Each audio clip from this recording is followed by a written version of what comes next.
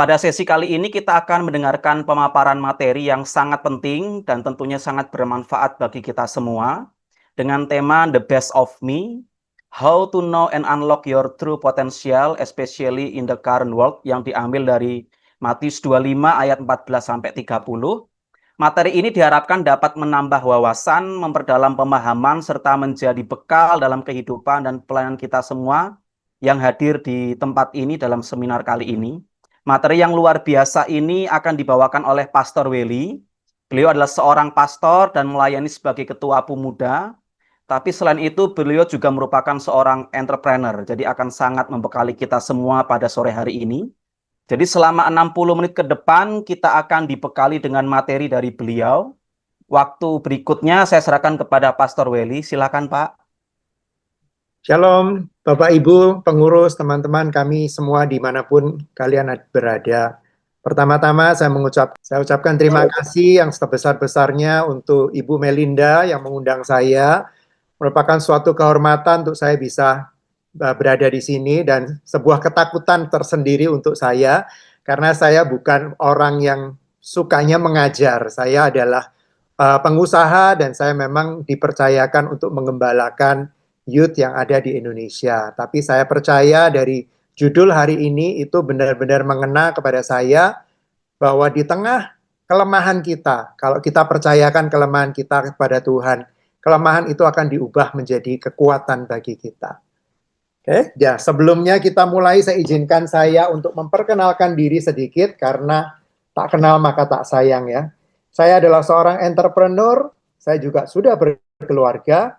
Puji Tuhan saya dikarunia dua orang anak, seorang putri dan seorang putra. Dan saat ini Tuhan percayakan saya untuk mengembalakan anak-anak youth dari gereja kami di seluruh Indonesia. Tapi kalau boleh jujur, di awal saya sangat-sangat ragu. Saya berpikir, kenapa Tuhan kok saya? Karena saya sadar, saya hidup tanpa father figure. Saya tidak punya gambaran yang utuh tentang bagaimana menjadi seorang bapak rohani.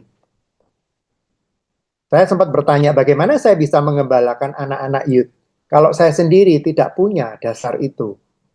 Tapi di momen itu Roh Kudus mengingatkan dan menggerakkan hati saya untuk jadi siap dulu. Bukan untuk menjadi siap dulu, tapi untuk bersedia. Dan hari ini saya berdiri di sini dan bersaksi bahwa kuasa Tuhan itu nyata. Karena melalui pelayanan ini bukan hanya orang lain yang dikuatkan, tetapi saya sendiri dan keluarga saya dikuatkan secara luar biasa. Jadi hari ini saya sangat relate dengan judul sharing hari ini, yaitu The Best of Me. Karena saya belajar satu hal, the best of me bukan dari kekuatan saya, tapi justru dari kelemahan saya yang Tuhan pakai menjadi berkat bagi orang lain. Dan mungkin ada beberapa dari kita merasa hari ini saya belum cukup, saya belum siap, saya tidak punya latar belakang yang benar. Izinkan saya hari ini berkata bahwa justru disitulah Tuhan mulai bekerja. So, sebagai opening saya akan share screen sebentar. Ya, sebagai opening saya mau mulai dengan satu pertanyaan yang sederhana. Kalau hidup kita ini seperti aplikasi di HP, menurut kalian kita ini lebih sering jadi yang seperti apa? Satu, aplikasi yang membantu hidup orang lain lebih mudah. Atau yang kedua, aplikasi yang bikin HP kita berat dan lemot. Saya ngajak teman-teman semua untuk berinteraksi ya, bisa tuliskan di kolom komentar. Satu, untuk aplikasi yang membantu hidup orang lain lebih mudah. Atau jujur, tulislah dua, kalau memang kadang-kadang kita itu menjadi aplikasi yang membuat HP orang lain itu menjadi lemot. Sambil kita menunggu ya. Satu, oke. Oke, banyak yang menjawab satu. Oke, banyak sekali ya yang jawab satu ya. Wow. Wah, keren sekali nih, Bu. Oh, satu dan dua. Oke, ada yang mulai mau jujur nih. Terkadang satu, terkadang dua. Nah, itulah hidup. Wow, oke. Bagus sekali, bagus sekali. Ya, memang sebenarnya seharusnya kita itu diizinkan menjadi yang nomor satu. Tapi, kalau kita boleh jujur di hati kita sendiri, kadang-kadang kita itu menjadi yang nomor dua. Karena apa? Karena kita itu hidup dengan egoisme sendiri. Kita kadang-kadang kepingin, udahlah aku nggak peduli dengan orang lain. Aku mau sibuk dengan hidupku sendiri. Hari ini saya mau bawa kita ke pertanyaan yang lebih dalam lagi. Yaitu, apa yang bisa kita lakukan supaya hidup orang lain menjadi lebih mudah? Teman-teman, ini nggak gampang. Gen Z itu selalu berpikiran tentang dirinya sendiri. Tapi hari ini justru saya membawa kita semua berpikir, apa yang bisa kita lakukan supaya hidup orang lain menjadi lebih mudah. Oke, karena sebenarnya Tuhan menciptakan kita itu bukan hanya untuk hidup, hanya untuk bertahan hidup saja. Tapi Tuhan menciptakan kita untuk berdampak. Fondasi Injilnya apa? Kita melihat di sini ya.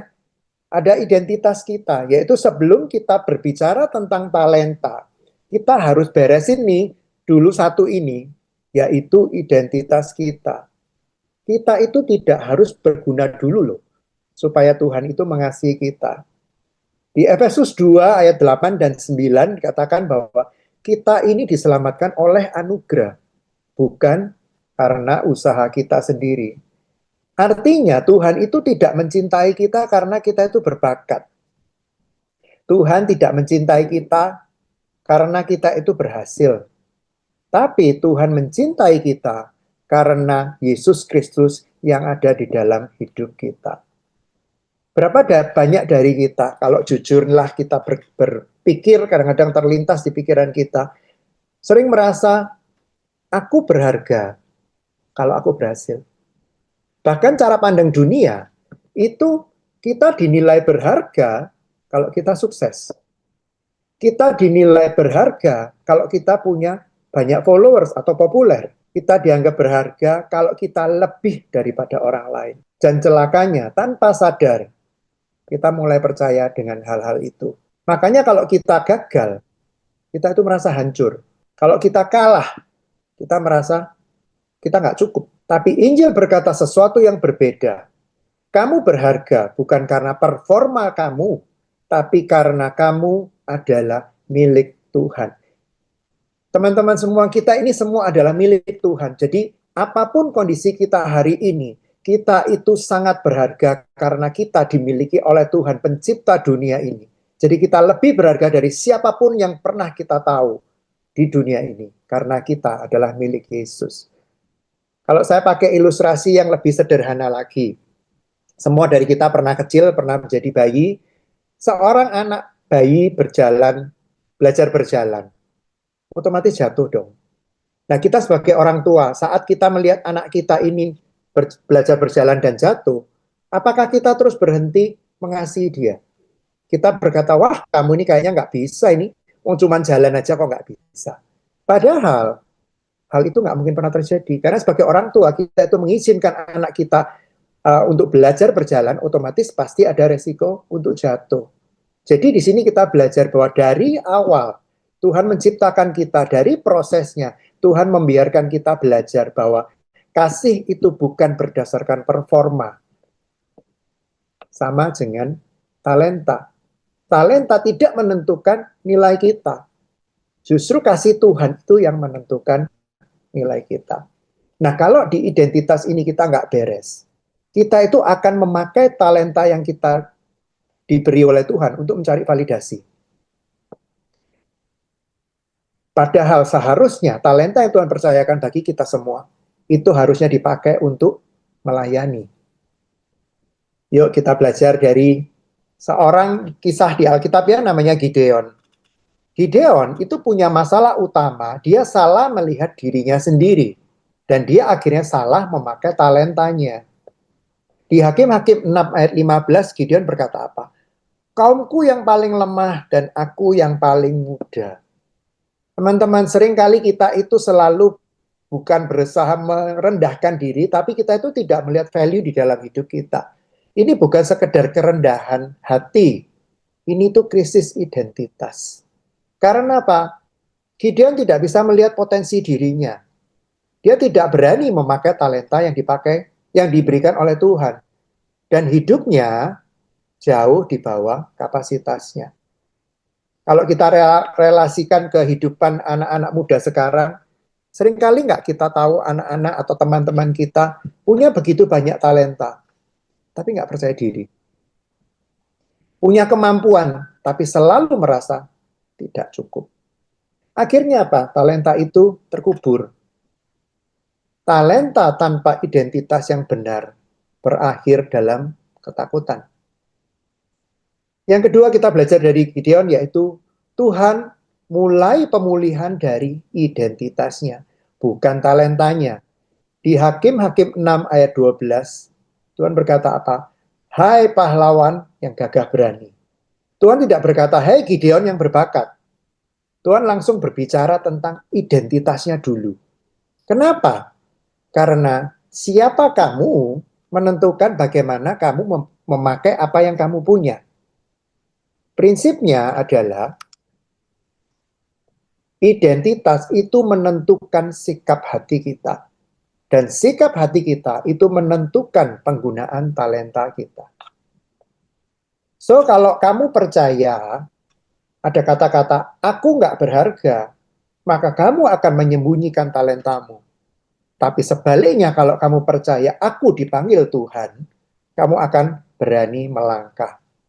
Tuhan tidak mulai dari apa yang kita punya, tapi siapa kita di dalam Dia.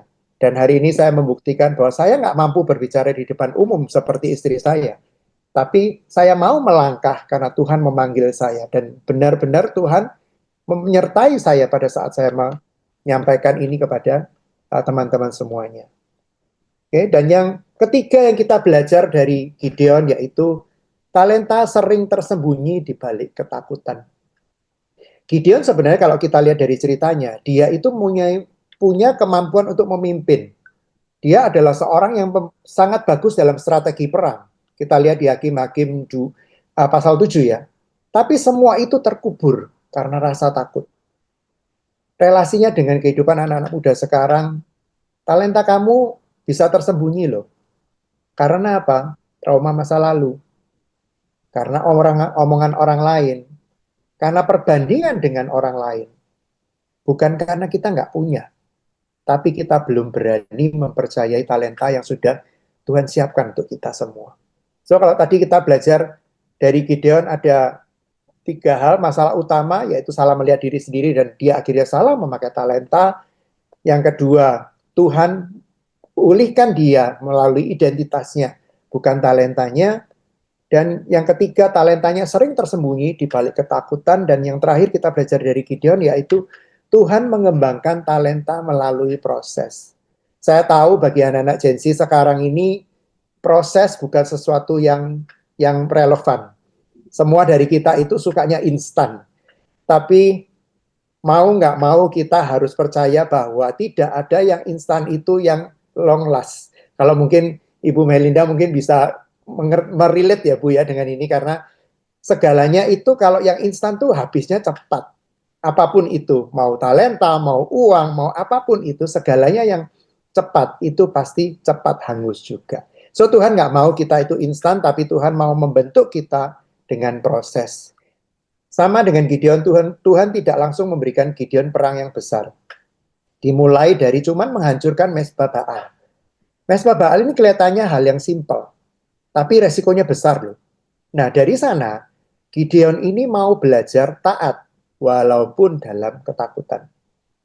Terus waktu dia dipanggil untuk ini dia ragu, akhirnya dia pakai suruh Tuhan dengan bulu domba itu memberikan tanda lagi.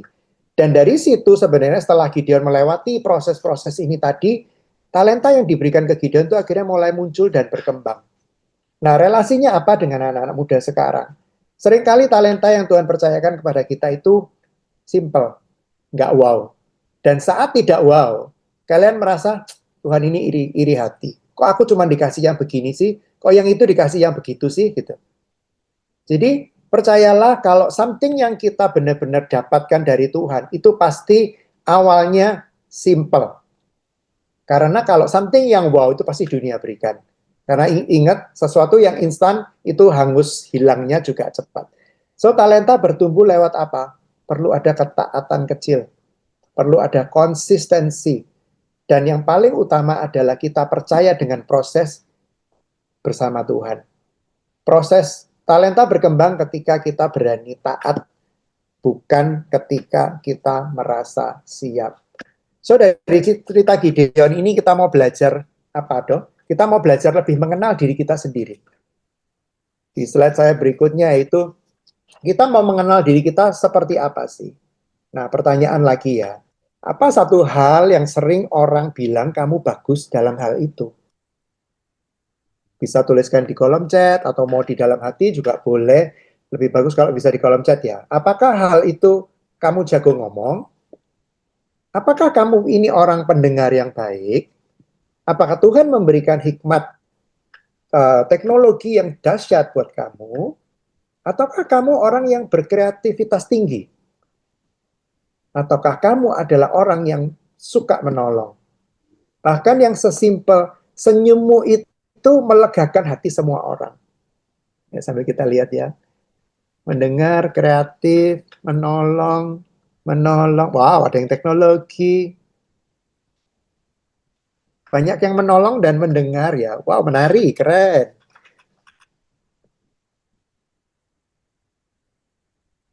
Oke, banyak yang mendengar ya ternyata dan menolong. Wow, Bu Melinda ini calon-calon ini. Keren-keren semua ini. Oke, nah sekarang pertanyaan kedua. Kalau mungkin tadi ada sebagian yang belum kepikir gitu ya. Pertanyaan kedua adalah, apa yang kamu lakukan bahkan tanpa kamu disuruh dan kamu enjoy? Dua pertanyaan ini adalah membantu kita untuk menemukan sebenarnya talenta apa atau benih apa yang Tuhan taruh di hidup kita.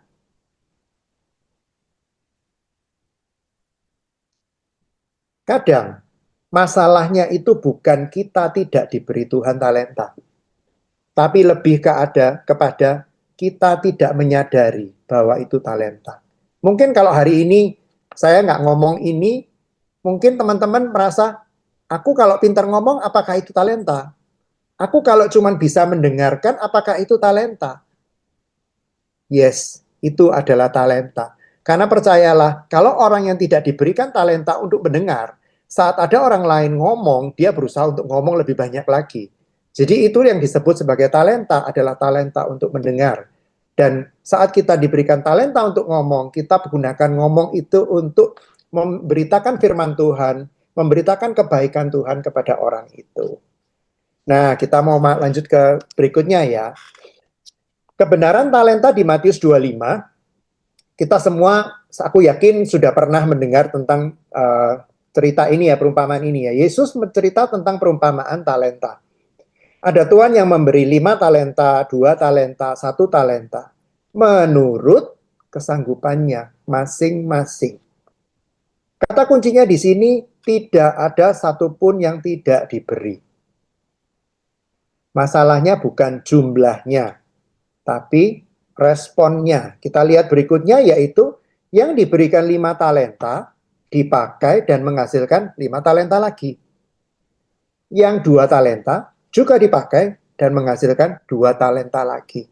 Masalahnya yang diberikan 1 talenta disimpan dan akhirnya membuat tuannya marah. Mengapa kok disimpan? Karena dia takut. Berapa banyak dari kita seperti yang punya 1 talenta tadi? Kita punya potensi, tapi nggak dipakai.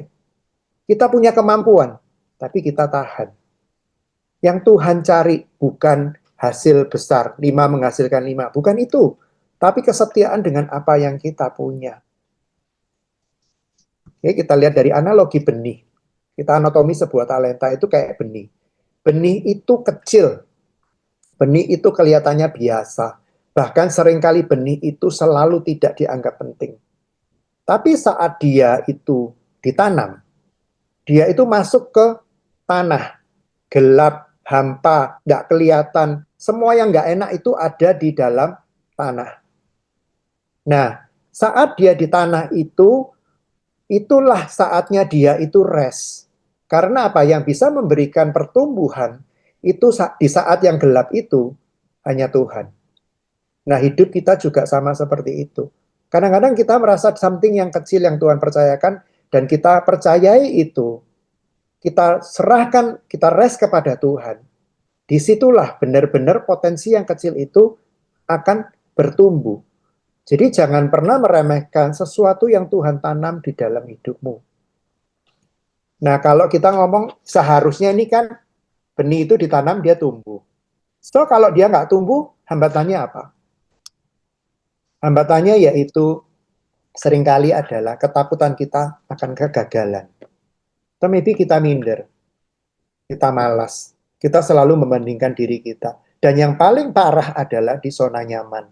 Teman-teman sekalian, kita hidup di zaman yang serba cepat. Semuanya itu gampang sekali membandingkan. Kalian scroll sedikit aja sudah melihat segala sesuatunya itu seakan-akan indah. Tapi percayalah, apa yang kita tampilkan di feed, itu apa yang kita mau kalian melihat. Tapi kenyataannya, apakah benar-benar itu kehidupan yang kita hidupi? 99,9% tidak. Jadi apakah kita mau percaya dengan something yang orang mau pasang di depan untuk kita lihat? Ataukah kita mau mempercayai apa yang Tuhan sudah taruh di hidup kita? Saran saya, lebih baik kita mempercayai apa yang Tuhan percayakan kepada kita, walaupun itu kecil. Memang itu something yang nyata ya, toh kita tiap hari melihatnya. Tapi hari ini, saya mau kita lakukan sesuatu yang sederhana, untuk supaya kita bisa nyampe ke sana gitu ya. Yuk kita semua tahu lagu Row Row Your Boat kan? Tahu nggak, relate nggak ya dengan teman-teman semua ya, lagu Row Row Your Boat ya, lagu anak kecil. Mungkin belum pernah dengar kali. Belum pernah dengar ya? Mereka Saya nyanyi dulu sebentar ya. Lagunya simpel seperti ini. Row, row, row your boat gently down the street. Merrily, merrily, merrily, merrily, na na na na na. Seperti itu lagunya ya. Nah, sekarang saya akan merubah dengan no, no, no, no, no, no, no, no, no, yes. No, no, no, no, no, no, no, no, no, no, no, yes. Oke, interaktif sekali lagi. Berapa yes-nya? Boleh jawab di kolom komentar. 2. Oke, 2. 4. Oke, 2, 2, 2. Yes, yes. 3, wow. Oke, good, good, good, good. Jawaban yang benar adalah 2. Dan saat kita menghitung, pasti akan sangat gampang sekali. Karena apa? Kita fokus kepada yang yes. Pertanyaan saya selanjutnya, berapa yang no? Yuk, saya kasih waktu. Berapa yang no?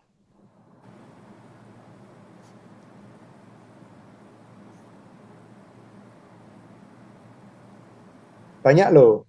No, no, no, no, no, no, no, no, no, yes. No, no, no, no, no, no, no, no, no, no, no, yes. 12. Iya, ada yang sudah mendapatkan, yaitu 20. Nah, kenapa kok pada saat kita menyebutkan yes-nya berapa itu kok so simple? Karena kita fokus. Padahal untuk mencapai satu yes, itu diperlukan 9 no. Nah, sama dengan hidup kita.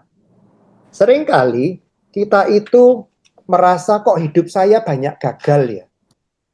Tapi sebenarnya sebelum setiap yes selalu ada banyak no. Setiap keberhasilan didahului oleh banyak kegagalan. Masalahnya, kita terlalu cepat berhenti di no.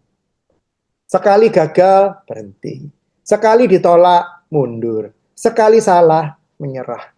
Apakah ini relate dengan kehidupan anak-anak muda sekarang?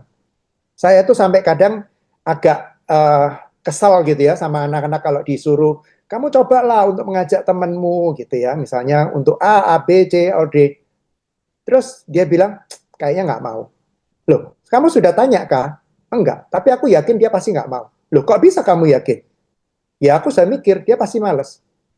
Ya ampun, kita itu ya dikasih kreativitas, terutama untuk Gen Z itu kalian dikasih hikmat yang luar biasa dan kreativitas yang luar biasa melebihi semua gen yang lain. Sayangnya kalian pakai itu semua untuk overthinking. Dan kita para generasi yang sebelumnya kita punya tugas berat untuk memastikan kalian dan memaksa kalian untuk mencoba. Supaya kalian bisa tahu bahwa kenyataannya tidak seperti yang kalian kira. Bahwa segala sesuatu kalau kita berani melangkah, itu jawabannya nggak seperti overthinking kalian. Daripada kalian capek-capek mikir, overthinking, mending dilakukan. Kalau gagal, lakukan lagi. Improvisasi, lakukan lagi. Nah, disitulah sebenarnya kreativitas kita diperlukan. Sama dengan lagu tadi, bahwa kalau kita ubah fokus kita, bukan berapa kali kita gagal, tetapi ke satu yes yang Tuhan sudah siapkan, maka hidup kita itu akan berbeda total. Fokus kita sudah bukan lagi kegagalan, tetapi pada langkah berikutnya. One step at a time sampai kita berhasil. Kalian semua pasti tahu KFC kan? Uncle KFC itu menjual resepnya berapa kali sebelum dia berhasil? Ada yang tahu? 999. Dan yang ke-1000 dia baru berhasil.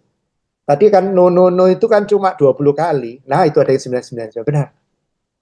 Gila ya. Orang bisa punya persistensi seperti itu keren sekali loh. Dan dari mana sih kita bisa mempunyai kekuatan supaya kita terus maju terus? Kuncinya tetap dari Injil. Karena ingatlah kita tidak perlu sempurna untuk memulai. Kita boleh jatuh, kita boleh belajar, tapi kita tidak boleh berhenti.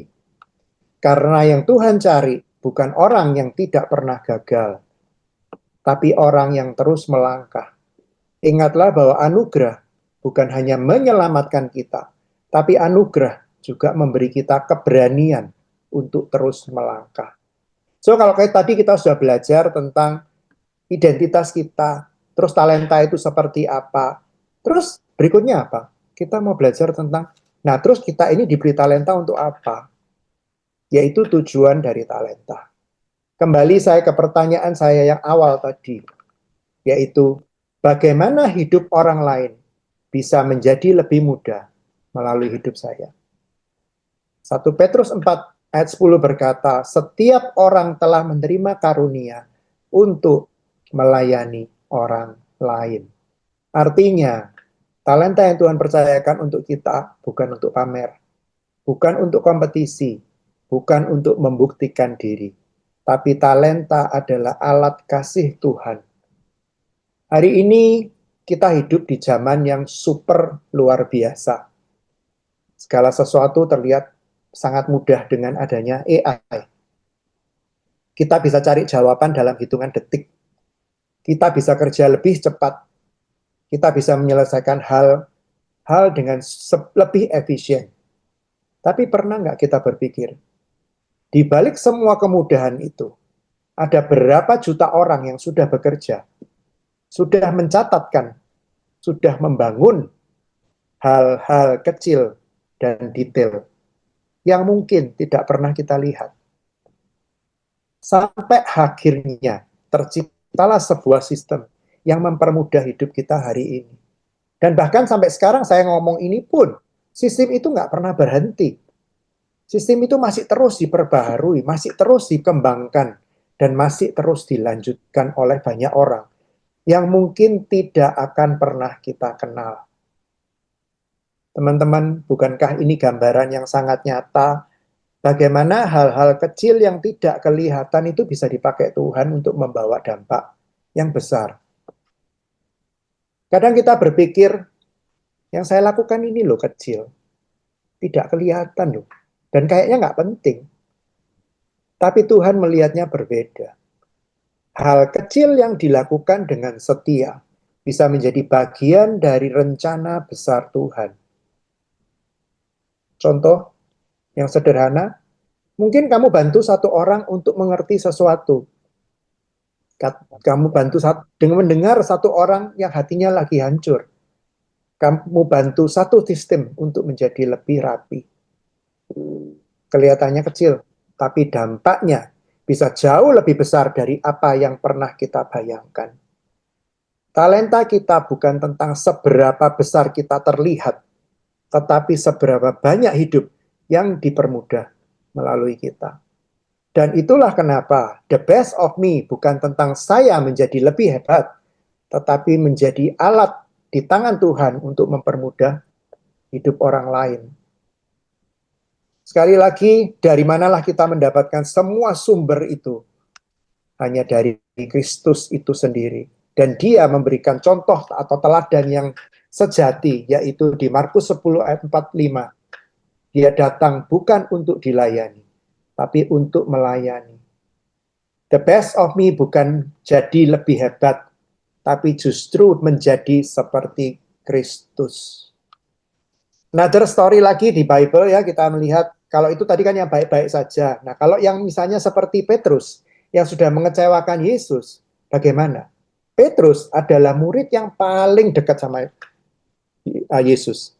Dan dia berkata apa? Dia dengan sombongnya berkata, aku tidak akan pernah meninggalkan engkau.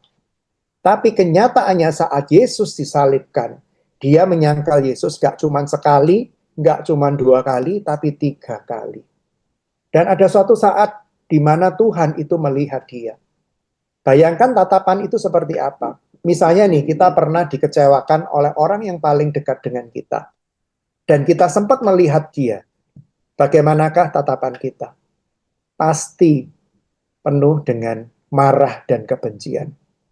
Karena kita manusiawi. Tapi Tuhan sebaliknya. Tuhan itu menatap bukan dengan marah, bukan dengan benci, tapi dengan tatapan penuh kasih. Dan di sanalah hati Petrus hancur. Dan pelan-pelan dia merasa bahwa dia itu gagal. Tapi this is not the end of the story. Ceritanya nggak berhenti di sini. Tuhan itu ternyata tidak membuang dia seperti kita manusia, kalau dikhianatin buang aja gitu ya. Tapi Tuhan tidak berhenti di sana. Tuhan memulihkan dia. Dan di Kisah Rasul 2 ayat 41 dicatatkan Tuhan berkata apa? Orang yang sudah mengecewakan Tuhan malah disuruh mengembalakan domba-dombaku. Dan dari orang yang sama kita melihat bahwa ada 3.000 orang yang percaya Yesus melalui seorang yang sudah mengecewakan Tuhan. So, yang Tuhan pakai itu bukan orang yang sempurna, bukan orang yang baik-baik saja, tapi orang yang dipulihkan identitasnya dan orang yang bersedia. Sebelum saya selesai, saya mau kita membayangkan ekosistem ini. Kalau setiap dari kita bangun pagi dan berkata, Tuhan, siapa yang bisa aku permudah hidupnya hari ini? Bayangkan kita cuma membantu 1 orang. 1 talenta memberkati 1 hidup. Dari sanalah sebenarnya akan terjadi ekosistem yang baik. Saya ingat ada satu cerita yang saya dulu melihat waktu saya mungkin masih kuliah di Australia. Film ini bagus sekali, maybe mungkin bisa ditayangkan atau mungkin bisa dilihat. Judulnya adalah Pay It Forward. Yang main adalah Kevin Costner. Di film itu Kevin Costner menjadi seorang guru. Dia memberikan assignment kepada murid-murid, kalau nggak salah mereka itu masih kelas SD lah. Tugasnya sederhana, tapi sebenarnya bagi anak SD itu mustahil. Karena tugasnya adalah mengubah dunia. Untuk anak-anak itu seperti sesuatu yang terlalu besar. Sama dengan hari ini mungkin saya berbicara, kita merubah dunia itu kayak sesuatu yang terlalu jauh. Tapi dari 1 anak, dia mendapatkan hikmat yang luar biasa. Dia mau membantu 3 orang saja. Dan ketika orang itu mau membalas kebaikannya kepada anak ini, dia bilang apa? Jangan balas ke saya, tapi lakukanlah kebaikan lagi untuk 3 orang berikutnya. Dan selanjutnya itu orang itu melakukan dan berikutnya melakukan lagi dan terus dan terus dan terus dan terus dan terus sampai akhirnya benda gerakan ini benar-benar menyebar dan mengubah banyak hidup orang-orang. Teman-teman, bukankah ini gambaran yang sangat indah tentang bagaimana kasih Tuhan itu bekerja? Bukan lewat sesuatu yang besar, bukan lewat panggung yang dahsyat, tapi lewat 1 tindakan kecil yang dilakukan dengan kasih. Mungkin dengan senyuman tadi, mungkin dengan mendengarkan, mungkin dengan menolong. Tapi kalau itu dilakukan terus-menerus, akhirnya itu akan membawa dampak yang sangat besar. Hari ini mungkin kita ini berpikir, apa sih yang bisa aku lakukan? Tapi bayangkan, kalau kamu bantu satu orang, dan orang itu bantu satu orang lagi, dan orang itu bantu satu orang lagi, hal ini loh, sooner or later banyak jiwa itu bisa mengenal Yesus. Dan inilah yang seharusnya kita lakukan untuk menunjukkan kasih Tuhan. Bukan hanya dengan kata-kata, tapi dengan hidup kita. Dan mungkin semua itu dimulai dari satu langkah kecil yang kamu lakukan hari ini. Dan nantinya gereja bukan lagi menjadi sekedar tempat ibadah, tapi gereja yaitu kita, para jemaat Tuhan, itu sebagai ekosistem kasih Tuhan yang mengalir dan memberikan dampak kepada Indonesia, kepada dunia. So in conclusion, untuk the best of me, dimulai dari Kristus yang ada di dalam kita, bukan dari usaha kita sendiri. Itu memulihkan identitas kita. Hidup kita bukan lagi sebuah kebetulan yang kosong, tapi sebuah hidup yang punya purpose. Dari benih dan talenta yang kecil yang Tuhan titipkan bagi setiap kita, terbangunlah suatu ekosistem yang akhirnya menjadi dampak dan jawaban bagi banyak orang. Sehingga orang bisa melihat bahwa Kristus itu nyata, dan melalui Kristus yang hidup di dalam kita, kita menjadi jawaban bagi dunia. Refleksinya untuk kita apa sih? Hari ini saya ingin kita semua tutup mata dan memikirkan 3 pertanyaan penting ini. Yaitu kita mau tanya ke Tuhan, apa sih Tuhan benih yang sudah kamu taruh di dalam hidup saya? Dan yang kedua, talenta apa yang perlu saya kembangkan ya Tuhan? Dan yang ketiga adalah siapa yang bisa dipermudah hidupnya melalui saya? 3 pertanyaan ini menjadi PR untuk kita semua supaya kita bisa memikirkan kebaikan Tuhan yang begitu dahsyat yang telah kita sampaikan di dalam hidup kita. Dan finally, kita tahu bahwa the best of me, sekali lagi, dimulai dari Kristus, bukan usaha kita. The best of me bukan tentang saya menjadi lebih hebat, tapi Kristus menjadi semakin nyata. Hari ini saya juga ingin kita mengubah cara pandang kita semua. Dari apa yang saya tidak punya, menjadi apa yang sudah Tuhan taruh di dalam saya. Dari kata-kata saya belum siap dipakai Tuhan, menjadi Tuhan sudah mulai bekerja di dalam hidup saya. Dan aktifkan benih kita masing-masing, mulailah mempermudah hidup orang lain. Karena saat kita menjadi berkat bagi orang lain, kita itu adalah sumber. Karena Tuhan itu memakai kita bukan cuma memberkati kita, tapi Tuhan mau kita juga menjadi sumber berkat untuk orang lain. Sekian dari saya, semoga bisa menjadi berkat bagi semua dari kita yang mendengarkan, dan nama Tuhan bisa dipermuliakan.